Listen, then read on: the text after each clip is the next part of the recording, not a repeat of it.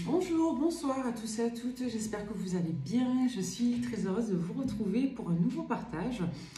Donc ce soir, je voulais vous parler de sujets sensibles, donc tous ces sujets qui nous animent, qui nous irritent et qui nous excitent. Je voulais vous parler justement des états passionnels et des rapports de responsabilité. J'ai vu ces derniers jours sur les réseaux des contenus, moi, qui m'ont assez interpellée, et pas forcément dans le bon sens. Et je pense que tout praticien, je dirais, de thérapie cognitive, de thérapie comportementaliste, de thérapie plutôt contemporaine, je pense peut-être assez interpellé par certains contenus parce qu'ils sont extrêmement réducteurs et qui s'apparentent surtout à du coaching. Alors je ne dis pas que le coaching est réducteur, moi je suis extrêmement favorable au coaching parce que je trouve que c'est un moteur et que c'est super d'être soutenu, d'être accompagné dans l'atteinte de ses objectifs. Le point commun entre le coaching et la thérapie, justement, c'est la notion d'objectif. À une différence près, c'est que en thérapie, vous aurez des objectifs qui viseront à vous apporter des bénéfices clairs, c'est-à-dire attenant à des résultats personnels visant à entretenir votre bien-être. En coaching, par exemple, on n'est pas tout à fait sur la même charte, je crois, de déontologie ou d'éthique, parce que dans le coaching, on ne va pas forcément, je dirais, cibler l'objectif sur le développement personnel, on va plutôt cibler l'objectif qui va induire une cible en travaillant le développement personnel comme axe intermédiaire. En thérapie, le développement personnel, c'est souvent la cible, et en axe intermédiaire, on va plutôt mettre en place l'atteinte d'objectifs. C'est comme si on inversait un petit peu les stratégies. Le but, c'est bien entendu de développer de la ressource dans tous les cas, qu'on soit en coaching ou en thérapie. On va bien entendu faire travailler vos ressources et développer vos ressources individuelles. C'est-à-dire que peu importe le but et l'objectif choisi, on va forcément vous aider à développer vos potentiels, on va faire en sorte de vous apporter des bénéfices sur soi et on va bien entendu veiller à ce que vos objectifs soient atteints. C'est juste que les travaux thérapeutiques ont pour viser un minimum, je dirais, de remise en question du sens et de remise en question morale de l'objectif, parce que tout objectif n'est pas bon à atteindre. Pourquoi? Parce qu'on est sur cet enjeu de bénéfices secondaires. Je vous donne un exemple. Dans le cadre de la dictologie, quand on accompagne quelqu'un pour l'arrêt du tabac, on a souvent des échecs parce qu'on ne vise pas de manière trop significative le bénéfice secondaire qui se cache. Lorsque vos bénéfices secondaires sont prioritaires, ils ont tendance à dominer justement l'enjeu de satisfaction, ce qui fait qu'on peut définir des axes de travail clairs avec des objectifs clairs et pour autant se retrouver dans une impasse thérapeutique parce que le bénéfice sous-jacent, qui lui va être urgent et prioritaire, va dominer quelque part l'application de la volonté et va dominer en quelque sorte tout le travail qui va être fait en amont ou en aval pour atteindre l'objectif. Donc si vous avez plus de bénéfices inconscients à maintenir un comportement toxique, vous pourrez faire tout le travail que vous voulez. Si vous ne réglez pas cette problématique d'urgence inconsciente, le comportement toxique ou addictif va se reproduire. Pourquoi je vous parle de ça? Parce que ces derniers temps, on parle beaucoup des comportements amoureux, ce qui est normal parce que c'est un peu la bérésina, générationnellement parlant, hein, d'un point de vue sociologique. Donc pareil, on entend de tout sur les pourquoi des comment. Moi, je vais vous donner un peu ma vision et ma version qui, quelque part, n'est que la mienne, bien sûr. Ce n'est absolument pas une vérité absolue, c'est une théorie qui va reposer sur une vision et une appréhension d'une certaine réalité que celle que je perçois dans le cadre de mon travail et que je perçois dans le cadre de mon observation personnelle aussi. De nos jours, si vous voulez, on est un petit peu sur une forme de choc, d'entrechoc de plusieurs plans différents, d'accord ?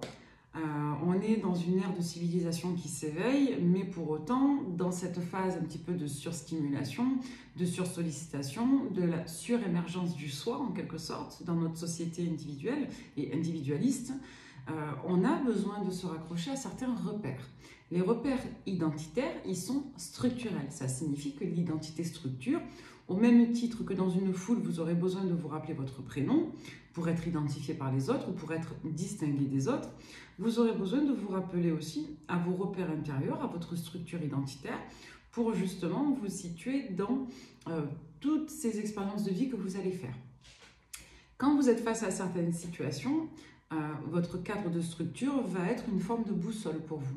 Ça signifie que vos principes, que vos valeurs, que vos normes intérieures, tout ce qui constitue votre singularité identitaire, vont être en permanence sollicités parce qu'ils vont être un petit peu des repères pour identifier ce qui est conforme pour vous, ce qui est bien pour vous, ce qui est non désirable pour vous et ce qui est surtout rédhibitoire pour vous.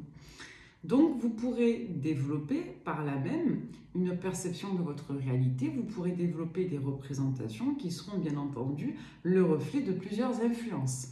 Les influences dans lesquelles vous aurez baigné, par lesquelles vous vous serez construite, donc c'est en lien avec vos modèles premiers, vos expériences premières, donc qui vont être des points de référence à l'élaboration de votre personnalité. Et puis vous aurez d'autres points de référence qui eux seront en lien avec ceux que vous développerez. Donc ça va être un peu le mélange de votre socle identitaire, votre singularité, votre manière de percevoir et de traiter cette expérience conjuguée avec l'expérience externe, la réalité externe, et clairement l'ensemble aussi de cette réalité externe, c'est-à-dire votre éducation, vos modèles, vos schémas éducatifs, votre environnement social et environnemental et l'ensemble des facteurs qui vont entrer en relation avec votre petit monde à vous. Dans les thérapies intégratives, cognitives ou contemporaines en général, on part du principe qu'un individu, c'est comme une forme de réalité individuelle. C'est-à-dire que chaque personne, c'est comme une petite bulle qui est intégrée dans d'autres espaces, dans d'autres bulles. Donc si vous voulez, moi je suis une petite réalité individuelle à part entière. Vous qui me regardez, vous êtes une petite bulle, une petite réalité à part entière. Et nous sommes tous en interaction, en synergie, en fractance les uns par rapport aux autres. Et nous devons quelque part cohabiter. Plus nous sommes en interaction rapprochée, et plus l'enjeu de cohabitation se fait ressentir. Forcément, vous n'aurez pas beaucoup d'enjeux d'interaction avec une personne qui se trouve à 6000 km de vous et que vous ne connaissez pas, qui est un inconnu. Vous n'aurez quasiment pas de lien interrelationnel avec un inconnu, parce que vous n'êtes pas liés directement. D'accord? Donc, on va dire que là, on n'est pas dans un enjeu d'espace interrelationnel, parce qu'il n'y a pas de connexion directe ou indirecte entre vous et l'autre. Par contre, si vous êtes en relation avec une personne, vous allez être connecté à un enjeu interrelationnel fort, parce que vous devrez composer avec la réalité de l'autre, et l'autre devra composer avec votre réalité à vous. Pourquoi je vous dis ça? Parce que en spiritualité, par exemple, on dit que le corps, c'est le territoire de l'être. Ça signifie que, par exemple, votre essence, votre âme, votre esprit, votre cerveau, selon vos croyances, peu importe, tout cet ensemble, dirons-nous incorporel, la substance de la conscience, qui n'est pas tout à fait matérielle, matérialisable, c'est une entité, comme une voix, la voix de votre pensée dans votre esprit, et selon votre croyance, votre âme, si vous êtes spirituel, ben, si vous voulez, ça c'est de l'ordre de l'incorporel, et cet incorporel va s'épanouir dans le corporel qui est votre corps physique. Donc d'un point de vue très terre-à-terre et physionomique, votre corps, c'est tout simplement le territoire de votre être. Ce qui délimite la contrainte de votre espace d'expression, c'est quelque part votre corps. Et tout ce que vous allez mettre en pratique dans votre vie va vous permettre d'exprimer l'application de votre volonté, de votre personnalité et de votre singularité. Ce qui fait que quand on est dans des espaces partagés, on est comme des micro-territoires qui vivent dans des espaces communs, on a besoin donc de règles. Pourquoi? Parce que sinon, chacun exprime son individualité et parfois ce n'est pas compatible. Si vous voulez, à l'intérieur de soi, on peut clairement retrouver ce même phénomène. Ça signifie qu'à l'intérieur de vous, vous aurez quelque part des singularités de pensée ou de croyances qui vont s'entrechoquer dans le même espace qui est votre esprit, qui est votre cerveau à vous, qui est votre corps, votre personne à vous, donc dans un espace 1, et qui devront ainsi cohabiter. Sauf que parfois, on peut avoir des désirs et des besoins qui ne peuvent cohabiter ensemble, pour la simple et bonne raison que ces éléments reposent sur des enjeux différents et parfois contradictoires. La différence, on le sait, elle peut être fédératrice, comme parfois elle peut être ségrégative. Dans le sens où, je vais vous donner un exemple très bête, vous êtes au régime, vous voulez rentrer dans votre 36, votre 34, votre 38, peu importe. vous avez votre challenge à tenir et vous êtes affamé. Donc concrètement, vous avez à la fois besoin, vraiment besoin, parce que vous êtes déprimé de votre prise de poids. Je vous donne un exemple classique. Vous avez vraiment besoin de tenir votre régime, mais pour autant, vous vous sentez affamé, vous avez vraiment besoin d'avaler quelque chose. Là, on entre dans un cas typique d'injonction paradoxale. Ça veut dire que vous avez clairement la manifestation de besoins contradictoires, mais prioritaires.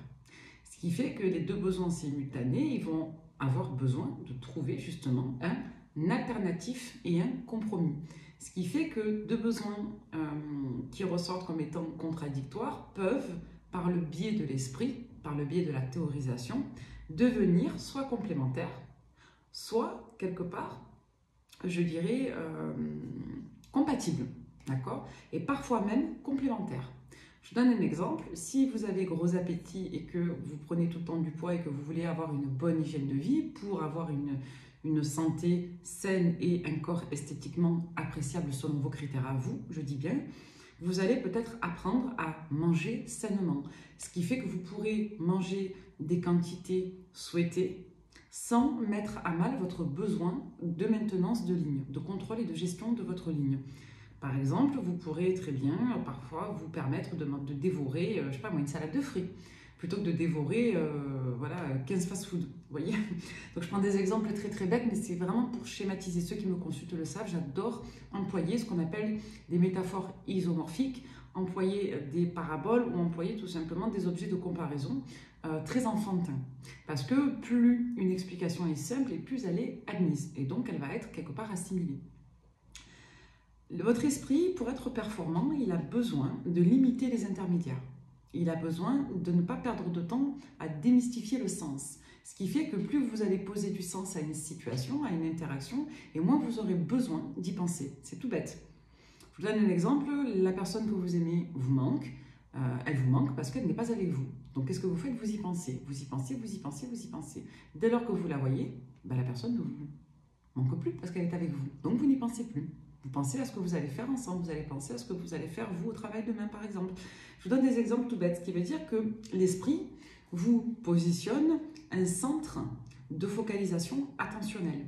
C'est-à-dire que vous allez poser votre attention sur ce qui est utile pour votre esprit. Et votre esprit, si vous voulez, il peut identifier, d'un point de vue du subconscient, de l'inconscient, dans ce qu'on appelle les cortex, des urgences attentionnelles que vous n'allez pas vous identifier dans votre mémoire consciente. Et à contrario, dans votre mémoire vive consciente, vous allez peut-être identifier des urgences qui ne seront pas identifiées comme des urgences absolues pour votre subconscient. Par exemple, vous souhaitez arrêter de fumer, vous savez que c'est prioritaire pour votre santé, pour votre hygiène de vie, pour votre portefeuille de nos jours, mais pour autant, vous avez une urgence fondamentale en vous, c'est de vous évader de votre moment de stress.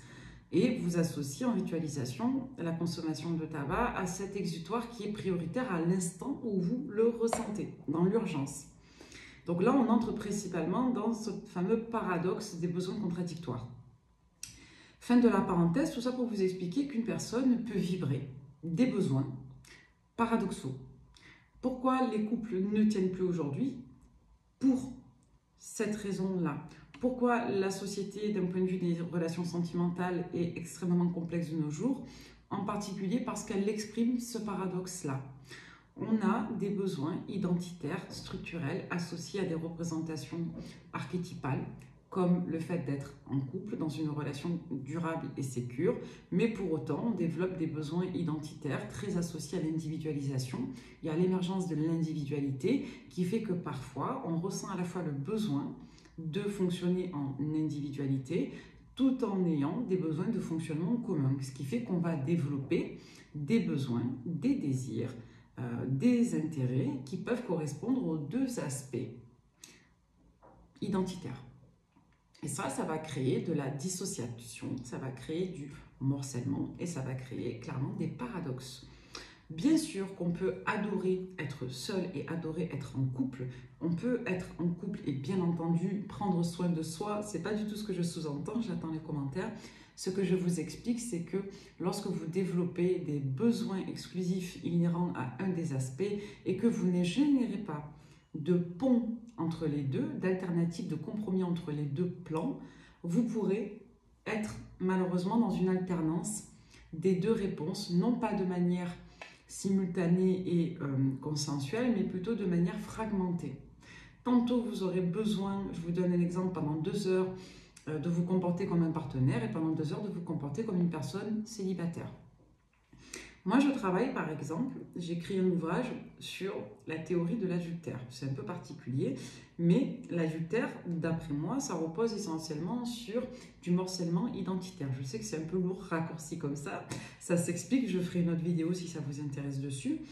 Mais concrètement, on exprime des besoins à travers l'expression de désirs qui vont apporter un plaisir et donc un sens pour répondre à une construction mentale associée à certaines représentations. En d'autres termes, quand vous exprimez une envie, un désir, vous exprimez une thématique identitaire. Quand vous exprimez un besoin, vous exprimez une urgence ou un fondamental identitaire. Quand vous exprimez des besoins et des paradoxes, vous exprimez une incapacité à lier deux pans, deux bords identitaires. C'est très facile à comprendre parce que vous allez identifier quelque chose de bénéfique ou de non bénéfique pour vous et en parallèle, vous allez identifier son inverse comme justement bénéfique ou non bénéfique pour vous. Ce qui va vous permettre de trouver des compromis et des équilibres dans des situations paradoxales, c'est le fait de trouver un sens alternatif. Par exemple, 1 plus 1, dans les relations à deux, ça fait 3. Quand j'ai envie d'être en couple, mais que j'ai envie de fonctionner comme si j'étais célibataire, qu'est-ce que je peux faire au milieu? C'est créer un espace 3, c'est-à-dire une alternative consensuelle. Bien sûr que je peux être en couple en trouvant un ou une partenaire qui me permette de garder mes fonctionnements individuels. Par contre, pour fonctionner individuellement, je dois avoir conscience aussi de certaines contraintes si je veux, d'un autre côté, avoir mon ou ma partenaire. Il y a quand même cet enjeu qui est très associé au cadre moraux, c'est-à-dire le cadre moral qui va délimiter ce qui est de l'ordre du devoir, du rôle, de la redevance et de la culpabilité. Du coup, je vous parlais tout à l'heure de ces aspects-là, d'un point de vue de la cohabitation en commun. Dès lors que vous n'êtes plus qu'un, vous êtes dans un registre de cofonctionnement. Et plus on se multiplie, et plus les cofonctionnements vont être complexes, parce qu'ils vont avoir besoin d'une ligne directrice unitaire. C'est-à-dire qu'on ne peut pas, quand on est 60 millions de personnes, 70 millions dans un territoire, faire exprimer l'application aléatoire de sa propre unicité. On doit composer, et je dis bien on doit, c'est-à-dire qu'il est préférable d'appliquer des codes de devoir pour permettre un fonctionnement minimum collectif. C'est ce qu'on appelle la société et la politique. La politique, d'un point de vue socio-anthropologique, elle n'a pas le même sens que d'un point de vue de la politique en lien avec la légifération des codes sociaux. C'est un peu différent. La politique, c'est ce qui va permettre de définir, bien entendu, un ensemble d'adhésions et d'applications morales et quelque part de définir aussi des codes d'application moraux. D'où la notion de justice et de droit. Quand vous êtes dans une relation à deux, vous êtes dans un espace interrelationnel commun à deux. Quand vous êtes dans une famille, vous êtes dans un espace interrelationnel commun. De manière générale, on le dit et c'est très connu, ce qui consolide un groupe, c'est souvent l'identification d'un ennemi commun ou justement la fédération de valeurs ou de principes communs ou de missions communes. Donc ça, c'est les 3 grands piliers de la fédération du groupe. Il y en a d'autres, mais on ne va pas en parler, ça serait trop long. Mais dans les grandes lignes, on va dire qu'un groupe a besoin de fonctionner sur des registres de reconnaissance. Quand vous créez une relation avec une personne, vous créez votre petit groupe à deux. Les premières phases d'entrée en relation, elles reposent sur la notion de reconnaissance et connivence. Après, vous allez entrer dans une phase de représentation de l'autre. Vous allez commencer à le projeter. C'est pour ça qu'on parle des phases d'illusion, parce qu'on projette l'autre. Et la projection domine l'expérimentation, parce qu'on n'a pas assez d'expérience de l'autre. Ce que l'on va expérimenter de l'autre va déclencher chez nous des réactions émotionnelles, ce qui va nous permettre du coup de déclencher des représentations. Donc l'autre va commencer à exister en nous, on va s'en faire une projection et donc une impression et donc une idée. Cette idée va être au fur et à mesure nourrie, entretenue, complétée, validée, vérifiée par le biais de l'expérience partagée. Plus vous allez partager avec une personne, d'un point de vue matériel et concret, et plus vous aurez de faculté à, quelque part, nourrir votre discernement de l'autre. Bien sûr que, selon la personnalité que vous aurez et que l'autre aura, vous aurez des expériences qui ne vous permettront pas de définir ou d'identifier certaines particularités. Ça, c'est important. Pourquoi? Parce qu'il y a des personnes qui vont être majoritairement adorables, mais qui, au contact, au déclencheur d'un élément précis, peuvent devenir extrêmement méchantes. Il y a des personnes qui vont être majoritairement désagréables et qui, au contact d'un élément, vont être particulièrement gentilles. Là, on va parler de pourcentage. Vous êtes à 90% du temps adorable et sur un des éléments, par exemple l'argent ou par exemple l'adultère ou un élément, on va dire, identitairement phallique, vous allez développer une autre version de votre identité qui n'aura pas été percevable dans l'ensemble de votre vie courante, dans l'ensemble de votre expérience avec l'autre partenaire. Ça nous est déjà arrivé à tous de découvrir un mauvais côté de quelqu'un, d'accord? Soit dans les cadres des problèmes d'argent, soit face à une situation précise, soit dans le cadre d'un dilemme, d'un conflit, d'accord? Vous quittez votre compagnon, votre compagne, vous découvrez un très mauvais visage de lui ou d'elle, alors que cette personne, pendant 5 ans, elle était adorable. Vous êtes ami avec une personne et puis vous avez des problèmes d'argent, vous prêtez de l'argent, la personne ne vous le rend pas, vous découvrez un mauvais visage que vous ne connaissez pas parce que vous n'avez pas été confronté avant à cette problématique de prêt d'argent. Vous voyez, il y a des situations pour lesquelles l'expérience est unique. C'est-à-dire qu'il y a des travers de personnalité qui ne se développent qu'à travers des contextes précis. Ce qui fait que parfois, on peut effectivement côtoyer une personne et se rendre compte très vite de ses travers, et se faire une expérience assez étayée rapidement. Et parfois, malheureusement, on peut expérimenter une relation, une personne, la découvrir pendant 20 ans et tomber des nues. Croyez-moi, je suis bien placée pour le savoir en thérapie et en accompagnement. J'ai des personnes qui découvrent le vrai visage de leur partenaire au bout de 5 ans, 10 ans, 15 ans, 20 ans, 30 ans, voire même parfois 35 ans. Donc, tant que l'on n'est pas confronté à certains versants, certaines situations, certains déclencheurs phalliques, parfois on a du mal à se faire une représentation de l'autre. Il y a des déclencheurs dits aigus, c'est-à-dire en lien avec un événement précis, et des déclencheurs dits chroniques, en lien avec une accumulation. Et la notion d'aigu et de chronique, elle est valable pour beaucoup de concepts, de beaucoup d'éléments. Par exemple, sur la notion des traumatismes, on va parler d'un traumatisme aigu et on va parler d'un traumatisme chronique. Ça veut dire qu'il y a des traumatismes inhérents à un événement et des traumatismes inhérents à une accumulation d'événements. On va avoir des traumatismes associés à un événement traumatique, comme on peut avoir des traumatismes associés à des éléments consécutifs. C'est ce qu'on appelle des traumas séquelaires. Je vous donne un exemple malheureux mais honnête. Vous avez une personne qui est atteinte, victime d'une agression. La personne aura les ressources suffisantes pour se remettre de l'agression. Par contre, elle peut être extrêmement choquée, marquée et fragilisée par la prise en charge qu'il y a eu en aval de l'agression. Moi, j'ai déjà accompagné des personnes qui ont été davantage traumatisées par la prise en charge de la police que par l'agression en elle-même. D'accord? Donc là, on va être non pas sur une problématique de traumatisme dit aigu, mais plutôt sur un traumatisme séquelaire. D'accord? On va être par exemple sur l'après. Alors, on peut être sur une approche dite chronique, où c'est l'ensemble de la prise en charge post-traumatique qui aura été plus traumatique que l'acte en lui-même, ou alors on peut être effectivement sur un événement aigu mais séquelaire. Donc il y a plusieurs abords comme ça, je dirais, qui permettent de comprendre aussi que ce n'est pas qu'une affaire de volonté propre. Pourquoi tout ce baratin, tout ce speech? J'essaie vraiment de poser des mots très simples pour que ce soit compris. Parce que quand, là on va en venir au vif du sujet, je vais vous parler de manière très très nette. Juste un instant, j'ai un appel.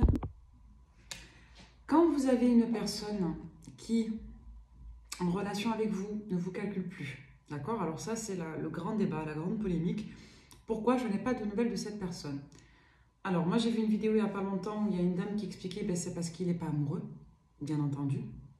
Donc quand vous êtes en relation de couple pendant 20 ans avec quelqu'un qui ne ressent pas le besoin de vous rassurer, de vous parler quand elle est au travail, c'est que la personne n'est plus amoureuse. J'ai presque envie de vous dire qu'il y a des personnes qui peuvent être amoureuses de leur partenaire, mais il y a des personnes qui ne sont plus dans des états initiaux amoureux, qui vont être dans d'autres formes d'attachement. Ça c'est tellement complexe. Ça va dépendre en fait de la structure de votre relation de couple. Une relation de couple, c'est une relation qui lie deux personnes qui, premièrement, se définissent comme étant un couple. Ça, c'est prioritaire. C'est-à-dire qu'un couple, vous pouvez mettre ce que vous voulez dedans. Mais la première chose à comprendre, c'est la notion de statut identitaire. Un couple, c'est deux personnes qui décident d'être un couple. Et que ces deux personnes décident et se reconnaissent comme étant un couple l'une avec l'autre. Vous pouvez tout faire comme un couple. Si vous décidez que vous n'êtes pas un couple, vous ne serez pas un couple. Si vous vous considérez en couple, votre partenaire et vous, et que les voisins ne vous considèrent pas comme un couple, vous serez un couple. Si vous ne vous considérez pas comme un couple et que vos voisins vous considèrent comme un couple, vous ne serez pas un couple. Première chose, c'est l'identité. Vous êtes un couple si vous décidez conjointement, à un unanime, sur la relation à deux, les deux, conjointement, que vous êtes un couple. Ensuite, en dehors de la notion d'identité, vous avez la notion de structure, c'est-à-dire, c'est ce qu'on appelle la structure identitaire du couple. Dans le couple, vous avez trois grands axes. Vous avez l'axe affectif, donc les sentiments, les intentions. Vous avez l'axe, du coup, identitaire, donc ça va toucher plutôt les principes et les valeurs de la relation. Et vous aurez l'axe projectif, l'axe actif. Donc là-dedans, vous avez la notion de projet et d'actif du couple. Les actifs, ça peut renvoyer aux acquisitions matérielles, comme ça peut renvoyer au projet de la relation. Pourquoi je vous dis ça? Parce que c'est comme un triangle en fait, de structure et d'équilibre. Quand vous avez un des côtés du triangle qui est manquant, vous avez malgré tout une structure qui tient, d'accord? Qui peut être un peu ouverte, c'est-à-dire qu'il y a une faille, d'accord? Mais pour autant, la structure se maintient. Quand vous avez deux figures manquantes, vous avez clairement la structure qui tombe. On n'est plus un couple, d'accord? Quand vous avez les trois, mais que les trois ne sont pas clairs ou confus, parfois on peut avoir des ouvertures sur la structure du couple, d'accord? Donc ça, c'est extrêmement facile à comprendre. Un couple, ça se met en place quand les deux personnes se considèrent comme étant un couple. Si vous vous considérez en couple et que l'autre estime que vous n'êtes pas en couple, vous n'êtes pas en couple. Si l'autre estime que vous êtes en couple avec lui et que vous ne voulez pas être en couple, vous n'êtes pas en couple. Et un couple s'arrête lorsque une des deux personnes décide de ne plus être en couple, parce qu'il faut être deux à le désirer et à l'identifier comme socle commun. Donc dans une relation à deux, si vous voulez, c'est très facile à comprendre, vous aurez bien entendu la fameuse cohabitation des territoires, c'est-à-dire que vous aurez quelque part deux territoires qui devront composer en un territoire 3, un troisième espace. Donc dans ce territoire, vous aurez, donc dans cet espace interrelationnel entre vous et l'autre, qui sera votre espace intime à tous les deux, votre intimité de couple, votre couple, donc votre espace qu'à vous deux, vous aurez bien entendu pour cohabiter des règles. C'est comme une mini-société à deux, c'est-à-dire que vous allez avoir 4 éléments structurants. Vous aurez la notion de droit, de devoir, de désir et de besoin, d'accord ? Dans les droits, vous mettez ce que vous avez le droit de faire, ce que vous pouvez faire, ce que vous pouvez être, ce que vous pouvez avoir. Donc ça doit être commun. Si vous êtes en relation avec une personne qui veut quelque part avoir notre partenaire, vous serez assujetti à la notion, majoritairement, il y en a toujours deux en structure majoritaire, vous aurez majoritairement la notion de droit et de devoir, d'accord ? Le devoir, c'est ce qu'il est indispensable et ce qu'il est nécessaire de faire, d'avoir ou de respecter, d'accord? C'est un devoir d'être responsable moralement de son partenaire lorsqu'on est en couple. Si on ne respecte pas ce devoir, on entre dans un non-respect des droits de l'autre, d'accord? Je vous donne un exemple, si votre partenaire vous blesse et que clairement l'offense est assez identifiée conjointement, vous entrez dans un déficit de droit parce que l'autre, quelque part, n'aura pas respecté votre droit à être respecté. Je vous donne des exemples très bêtes, d'accord? Après, c'est du cas par cas, bien sûr. Donc, vous voyez, c'est très structuré. Ensuite, il faut comprendre une chose, c'est qu'un couple, c'est deux personnes qui décident d'être ensemble et d'être ce qu'elles veulent. Il n'y a pas de règle. La seule règle dans une relation à deux, c'est qu'elle soit applicable pour les deux et qu'elle soit valable pour les deux.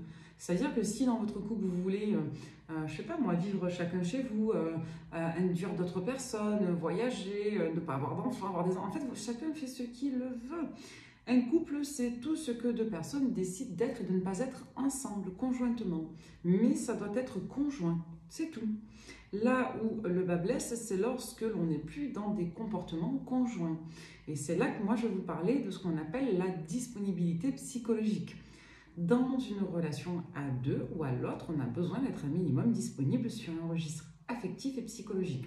Le registre affectif, ça va toucher le registre émotionnel et au niveau des sentiments, donc émotion, sentiment. Une émotion, c'est une réaction affective, d'accord, à des stimuli affectifs, sensoriels. Un sentiment, c'est un état affectif, c'est-à-dire que c'est un état que vous allez ressentir à l'intérieur de vous. Les deux sont en lien, bien entendu, avec la perception, d'accord, la perception de vos ressentis, la perception de vos états d'être, permanents ou impermanents. On peut ressentir des sentiments non permanents, d'accord, mais pour autant, ce seront des sentiments parce que ce seront des états, ok. Une émotion peut être une forme d'état, mais transitoire. Donc, c'est pour ça qu'on parle dans les émotions plutôt de réaction affective. Ensuite, pourquoi je vous parle de ça? Parce que quand vous n'êtes plus dans une intention commune envers votre partenaire, vous vous désolidarisez de vos pactes. Et c'est souvent là que se créent des écarts. Parce que, encore une fois, on est deux identités avec deux manières d'être, deux états d'être et deux fonctionnements individuels qui ont cette utilité et cette nécessité morale et affective de se retrouver pour que la cohabitation se passe au mieux. Parfois on y arrive, parfois on n'y arrive pas, d'où l'enjeu d'équipe. Être solidaire en amour, ça permet d'être en relais. Pourquoi? Parce que la vie n'est pas figée. Nous ne sommes pas statiques, nous sommes en mouvement, comme les cellules, comme tout. Ce qu'il faut comprendre par exemple d'un point de vue anatomique, c'est que rien n'est statique. Tout est toujours en mouvement. Une cellule, un atome, une molécule, c'est toujours en mouvement. C'est toujours en énergie. Donc ça a toujours quelque part une orientation et un mouvement. Pourquoi je vous parle de ça? Parce que concrètement, quand vous êtes en relation, vous allez varier les états fusionnels, les états passionnels. Les états fusionnels, ce sont des états d'unicité. Les états passionnels, ce sont des états de division. On tend à se rapprocher, s'éloigner, se tend à se rapprocher. Les états passionnels, ce sont des états individuels qui visent à projeter l'autre et à générer des réactions et des états affectifs. Donc la passion du début, elle peut être extrêmement saine parce qu'elle peut être la porte ouverte et la phase initiale de construction, d'élaboration des sentiments, de la représentation de l'autre et du projet de la relation. Donc ça peut être un moteur positif. Et plus les phases de passion reviennent dans le couple lorsqu'elle est saine, et plus le couple a de chances de se renouveler, de se réinventer, d'être de nouveau dans une connexion et de rechercher cet état de fusion qui ne doit pas être un état absolu, bien entendu. Après, ça dépend des relations. Mais plus vous allez tendre vers la connexion à l'autre, plus vous aurez de facultés à être dans la composition, parce que vous allez développer votre souci de la compréhension de l'autre, donc vous aurez plus de chances de le ou la comprendre, et l'autre inversement, et vous allez rechercher, encore une fois, le consensuum, donc le compromis. Ce qui fait défaut dans les relations à deux, c'est lorsque l'on se ferme à l'autre. Ça va générer une rupture des liens et donc une rupture de l'engagement à l'autre, et donc une rupture et une désolidarisation de l'engagement moral. Donc lorsque vous n'êtes plus connecté à votre partenaire au niveau psychologique ou émotionnel, vous aurez peu de chances, quelque part, de faire relais dans vos rôles de partenariat parce que vous n'êtes plus dans un fonctionnement collaboratif, vous êtes dans un fonctionnement individuel et donc vous aurez plus de chances de vous désolidariser moralement, donc d'aller développer des besoins individuels. Donc d'un côté, vous maintiendrez une situation commune avec des besoins communs et d'un autre côté, vous développerez une situation individuelle avec des besoins communs et donc des besoins individuels et des désirs individuels. D'où la notion de paradoxe. J'identifie inconsciemment des besoins que mon ou ma partenaire ne peut pas satisfaire. J'identifie des besoins que j'estime, moi, ne pas pouvoir satisfaire auprès de mon ou ma partenaire. Et là, la notion de moralité entre en considération parce que la morale va être votre boussole et votre structure identitaire et elle va vous permettre de savoir si votre comportement est conforme à votre représentation du bien et du mal. Et si votre morale est conforme d'un point de vue de la ségrégation des espaces. Je vous donne un exemple. Si ma partenaire est au courant, c'est mal. Si ma partenaire n'est pas au courant, je ne fais rien de mal. Ça, c'est un grand classique. C'est le fameux pas pris, pas fait. Si je le fais en groupe, c'est admis. Si je le fais tout seul, c'est pas admis. Je vais développer un comportement auprès d'un groupe de personnes et pas auprès d'un autre. Je vais être adorable avec ma mère, mais je vais être détestable avec ma femme. Je vous donne des exemples bateaux, attention. Il y a pas de... Je vais me confier à mon ami, mais je ne vais pas me confier à mon partenaire. Je vais dire ce que je pense à ma copine, mais pas à mon amoureux. On peut être dans des comportements avec très faible de très très faibles incidences et qui vont être mignons, parce qu'il y a des choses qu'on n'a pas envie de dire à son amoureux, qu'on va dire à sa copine ou à sa sœur. Et puis il y a des éléments qui vont être assez déterminants et qui vont concerner le fonctionnement et le maintien de la vie commune à deux, mais qui pour autant vont être identifiés comme lien d'attachement psychologique à un tiers, d'accord, à une énergie tierce à la relation à deux. Donc ça, c'est très compliqué de le résumer en quelques minutes. Il ne faut pas que ça soit fermant parce que c'est extrêmement mécanique et chaque situation est unique. Mais on va dire dans les grandes lignes que plus vous aurez le souci du fonctionnement commun et plus vous aurez de faculté à trouver des compromis. D'accord? Les deux, hein, je vous dis bien les deux, parce que si on est seul à mouliner pour la relation, ça ne fonctionne pas non plus. D'accord? Jusqu'à une certaine mesure, en tout cas, ça ne peut fonctionner. Et pour que ça fonctionne, ça va dépendre, encore une fois, de votre but et de votre objectif. Ok? Si votre objectif, c'est de faire tenir votre couple coûte que coûte, vous arriverez certainement à tenir dans votre mal-être, parce que votre objectif, ça ne sera pas votre bien-être. Votre objectif, ça sera la maintenance de votre structure. Donc, vous allez faire minimiser, déprioriser votre bien-être. Ce qui est équitable et ce qui est équilibré, c'est quand on arrive à prioriser un petit peu toutes les sphères. Ça crée de l'harmonie. Si on surinvestit un plan, on crée du déséquilibre. C'est logique à comprendre. Pareillement, pourquoi je vous parlais de ça au début? Parce qu'une personne qui, en début de relation, au bout de quelques semaines, ne souhaite pas arrêter la relation et parfois ne vous donne pas de nouvelles, c'est tout simplement une personne qui aussi identifie qu'elle n'a pas à vous donner de nouvelles. Vous pouvez avoir une personne qui tombe amoureuse de vous, qui va être à fond, qui va penser à vous, qui va vous bichonner toute une journée et qui le lendemain aura du mal à vous calculer. Pour la simple et bonne raison que cette personne va identifier que quand elle est occupée, elle est occupée. Il y a des personnes qui, lorsqu'elles sont occupées, deviennent monocanalytiques, c'est-à-dire qu'elles n'arrivent pas à se diviser pour se répartir de manière équitable dans différentes sources de focalisation. Là où, bien entendu, on ne doit pas entrer dans l'illusion pour son bien-être et sa dignité personnelle, c'est lorsque vous avez clairement une personne qui ne s'implique pas du tout pour vous. Et je vais même être honnête avec vous, vous aurez des personnes qui ne s'impliqueront pas, mais qui voudront être en couple avec vous. Parce que la manière d'aimer est incarnée par celui qui aime. C'est-à-dire que vous aurez des personnes qui aimeront de manière altruiste, qui vont vous aimer en ayant la considération de votre bien-être et qui auront le souci de votre bien-être et du fonctionnement commun. Et vous aurez des personnes qui auront le souci plutôt égotique et narcissique de vous aimer à travers la réponse de leurs besoins individuels. Donc vous aurez des personnes qui vont par exemple vous sacraliser et vous objectiver en vous percevant comme un prolongement de leur sphère identitaire, de leur territoire à eux ou à elles. Ce qui fait que ces personnes vont avoir à cœur de vous posséder, de vous désirer, de vous obtenir, de vous garder, sans pour autant concourir à votre bien-être.